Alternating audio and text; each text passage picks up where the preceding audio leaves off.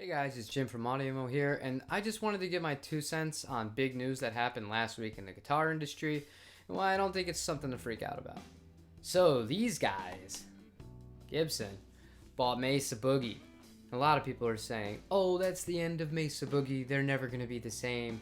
Buy all the old ones you can now while they're still being made well. I guess that's one way to look at it. Now look, if there's one thing that you have to give Gibson credit for, they have been trying to get better with their quality control. I'm pretty hard on them. I know I am. I'm sorry. But in all seriousness, you look at the major mistakes Gibson have made just in this last 5 years. You had the 2014s that came with the Robos. Oh no. The E-Tune was really bad. I actually had a 2014 Les Paul Peace that came stock with those. Oh god, they were gone the first day. I put Grovers on immediately. And then 2015 was just a complete disaster. Different necks. They had the weird 100 Les Paul logo on it. The brass nut. Just, oh man, they really screwed up. But to their credit, they listened to the community. And whether it's because their profits were going down or because they realized, okay, yeah, this isn't what people want. Let's give them what they want. So Gibson has done a lot in the last, few years with the new standards. I think they've done a really good job with the 50s and the 60s. A lot more true to form, decent guitars. And then they're kind of experimenting still with those modern series that have a lot more of the newer features on them and a lot more, an updated look. So back to Mesa and why I don't think this matters. I think there's a few reasons why this does not matter.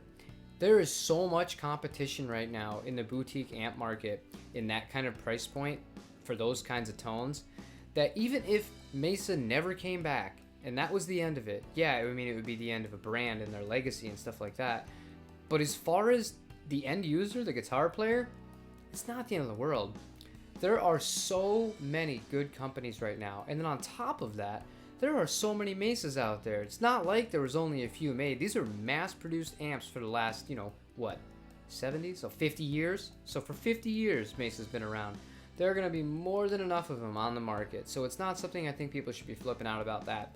Maybe if you have an older one, it'll just keep going up in value, and it'll be called a pre-Gibson era Mason. But I don't know. I don't think it's something to really get too bothered about. The other thing is, and I know this is very wishful thinking here, but there is a possibility that, I'm not saying they can improve, but maybe there is a design innovation and they could work together and make something kind of cool.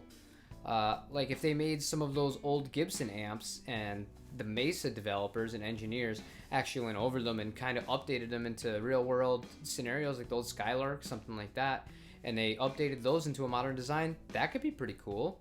And at least you'll have people that know what they're doing and they specialize in building amps doing it. But yeah, I mean, as a guitar player and as a musician in general, less time we think about this stuff, the better.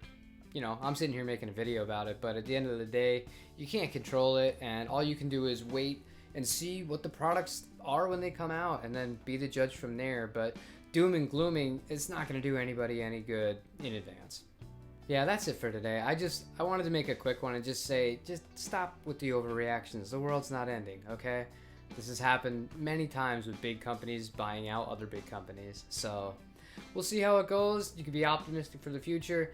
But remember, worst case scenario, we got so many options. We live in the golden age of gear. We're going to be just fine. So remember, please like, subscribe, leave a comment. Love to hear what you guys have to say. And that's all I got to say about that. Short and sweet. See you next video.